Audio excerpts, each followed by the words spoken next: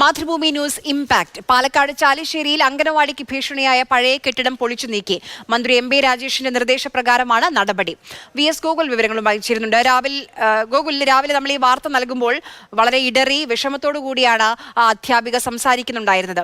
ഇപ്പോൾ മന്ത്രി ഏത് തരത്തിലാണ് ഈ വിഷയത്തിൽ ഇടപെടുന്നത്? ഈ വാർത്തയെ തുടർന്നാണ് വലിയൊരു നടപടി ഉണ്ടായിരിക്കുന്നത്. വളരെ സന്തോഷമുണ്ടാക്കുന്ന കാര്യമാണ്. കാരണം അധ്യാപക വളരെ ദുഃഖിച്ചാണ് ആ വോയിസ് മെസ്സേജ് നമ്മളൊക്കെ കേട്ടത്.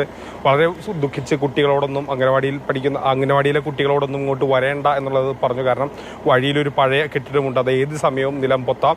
ഒരു പക്ഷേ കുട്ടികൾ വരുന്ന സമയത്താണെങ്കിൽ അത് വലിയൊരു അപകടമായി മാറും. അതുകൊണ്ട് തന്നെ ആരും ഇന്ന് വരരുത് എന്ന് പറയുന്ന വോയിസ് സന്ദേശമാണ് ആകെ പരന്നത്. ഇതാണ് നമ്മൾ പ്രേക്ഷകരുമായി പങ്കുവച്ചത്. ഏതായാലും ഉടൻ തന്നെ അതിലൊരു നടപടി ഉണ്ടാകുന്നു. ഉടൻ തന്നെ മന്ത്രിയുടെ ഓഫീസിൽ നിന്നും നിർദ്ദേശം ലഭിക്കുന്നു. പഞ്ചായത്ത് സെക്രട്ടറിക്കാണ് നിർദ്ദേശം ലഭിച്ചത്. അതിനെ തുടർന്ന് ഇന്ന് തന്നെ ഈ കെട്ടിടം പൊളിച്ചു നീക്കാനുള്ള പ്രാരംഭ നടപടികൾ ആരംഭിച്ചു.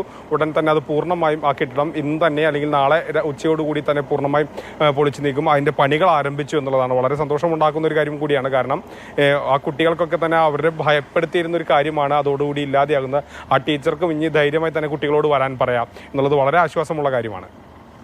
ശരി.